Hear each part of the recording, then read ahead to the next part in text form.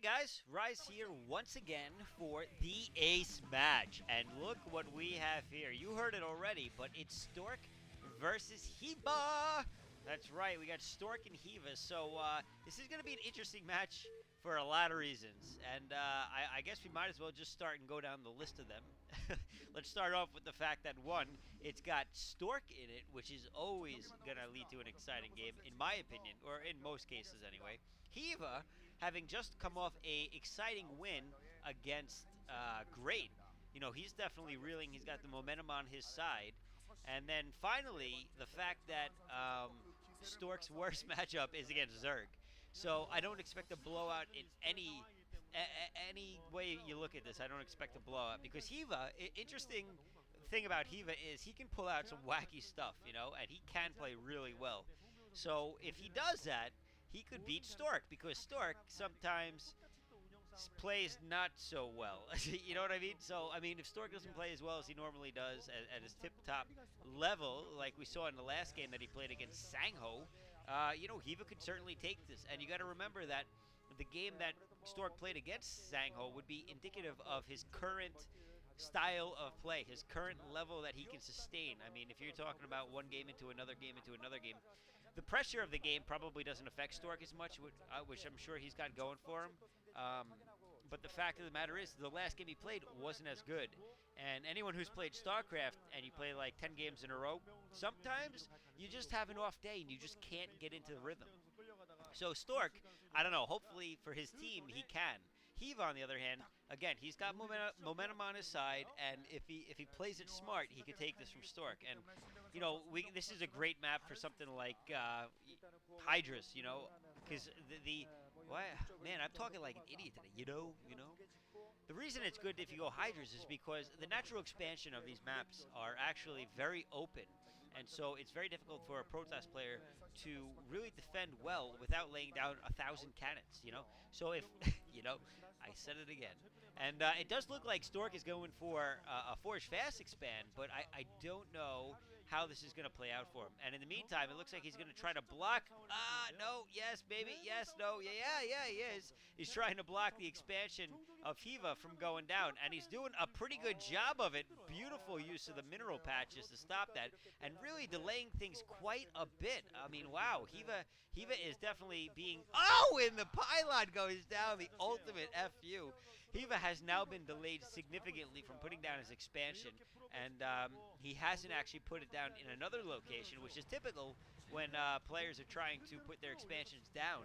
And Stork he still has the option of canceling that pylon, although honestly, yeah, he should at that point because it's taken so much health, it's lost so much health. So if it hadn't lost health, I would have said leave it for the 100 minerals. But he's going to reclaim those minerals instead and let Hyvaa finally put down his ultra-late expansion. So Stork, starting off in a really good position. Hyvaa, on the other hand, is putting pressure on Stork because he's got those lings out. But Stork is able to get his Nexus down at the same time, if not sooner, than Hyvaa puts down his expansion, which is never good if you're a Zerg player in a PvZ.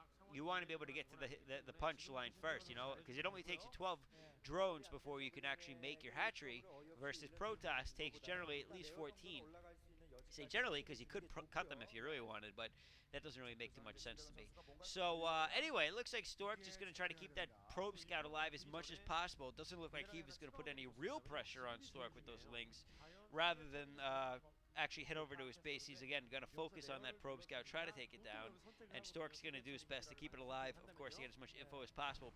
The other thing worth mentioning is that Hyvaa has put down a third hatchery, and he's got lair tech going, which is being scouted. So we may see a couple of things here.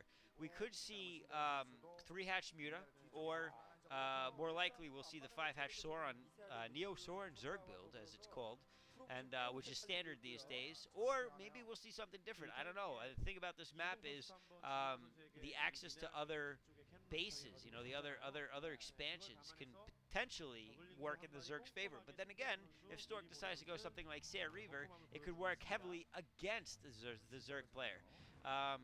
So I don't know. I don't know what either player is going to go quite yet. It looks like Lair Tech is going down. I haven't seen another hatchery go down yet. He is still keeping that probe scout alive, which is pissing Hyvaa off for sure. Because as soon as that Lair Tech's done, if he scouts, with that probe, what's going on, he's gonna be pissed off basically. Still, I think Stork is gonna be able to well, I don't know. He'll be able to figure out what he's going to do, I think, either way. There's Lair Tech right now. He knows that no tech building has been put down in the main base, so he's going to have to check to another base to find that spire over there, which it looks like he may do. Yes, no. He fakes out the lings and decides to go to the... No, don't go there. There's nothing over there, Stork. You silly probe.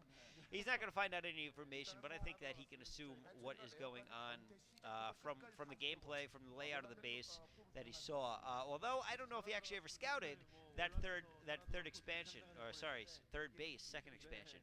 Now he's heading over with his lings to try to stop any more probe scouts from coming out. And look at that, fourth hatchery at another expansion, actually. So Hyvaa overextending himself quite a bit here in order to get his 5 hatcheries. Well, 4 right now, but I expect to see a 5th. I'd be surprised if he didn't get that other gas. That is a double gas. I always mess up on this map if it's a single or a double, but there is a double gas there. The thing is, you can take the mineral and 1 gas, or you can take the mineral and the double gas, or you can take just the double gas, or you cannot take anything. So Hyvaa's got 4 hatcheries down right now, and I'm a little unsure. Or actually, I think, no, he's got a 5th. There's the 5th hatchery right there. Okay, so we are going to see the build that we expect, most likely going to be Hydras, although he may be able to fake out Stork and go for some sort of quick muted tech switch, which has been very effective in the past. We have seen this a lot. Stork, on the other hand, now that they finally have showed his base a little bit, it looks like he's getting quite a bit of zealots out, and you know, he's definitely going to be working on a ground force a little bit here. Probably get some speed zealots. I don't know what else he'll work on in terms of units quite yet, but he does have the Stargate up. A couple more cannons going down. Ooh, Templar Archive. So, Sair DT, or maybe we'll just see some good old Speed Zealots plus Archons, or Speed Zealots plus Templar. So many possibilities when you see Protoss Tech, what they could potentially be going. There are DTs, but there are really not that many Sairs to really call it Sair DT, I would imagine. I mean, you can, technically, but I don't know how much it matters. And, oh, the DTs have been spotted, and Stork has given away the fact that he has them. So it looks like Hyvaa probably going to go for some Overlord speed, make sure that he's all set, fighting away Corsairs that might be heading his way, things like that. In the meantime, he's going for his expected 5-hash Hydras. But now something that we got to talk about is the fact that one of his bases is blocked off, essentially. So one of his hatcheries is fairly ineffective at making Hydra. He could make Hydra with it, but he's got no way to get those Hydras out. So I really think that he's limited those 4 bases, four hatcheries, in order to produce those Hydras. Then again, he could use that base to make Scourge or you know, other units of interest. And oh, look at this! Gonna try to sneak the DT through, but I think that that's gonna be scouted by Hyvaa. Oh, come on, DT Stork. Oh, and here we see Stork again having a little bit of an issue, a little off his game, not quite able to really capitalize on what he's looking to do. He does manage to stop the mining for a second, gives away the fact that he's got a DT, but just not doing a good job here with tricking his DT through. Finally, it looks like he's going to get it through. Managed to kill off a couple of drones, stop mining once again. But I would imagine that, yeah, there's a speed upgraded Overlords that I was expecting to see, that he'll no longer have... oh, but look at this. Oh, all right, so he's got a couple of Hydras to fight off, but I think he may actually survive. No, it all depends on the micro here of those Hydras. Now, this is the interesting thing. Again, we're seeing how he's essentially locked Hyvaa off, or sorry, Hyvaa's actually locked himself off, and that DT stays alive. Oh, that's beautiful. That's the thing about this map. With proper harassment, the player that overextends himself will generally be in more trouble than the player that doesn't, because once, well, it depends on the tactics that the other player is going, of course. And, oh, look at those Scourges, only 1 landing. I don't know if they took out a Corsair or not, but it looked like 1 had landed. But again, this is why this map is very interesting, leads to interesting gameplay. It looks like he has killed off that DT, but Stork has done the damage he wanted to do. He took out 4 drones, he took out 2 Hydras, he stopped mining at that base for quite a bit. And now he's got 3 bases of his own going up, and I mean, until Drop Tech is researched or he goes Muta, that base at the 12 o'clock position is going to be in perfectly fine shape. You know, there's no way that Hyvaa's going to be able to do anything against it. Whereas Stork has already managed to do some damage to the locked-off bases of Hyvaa.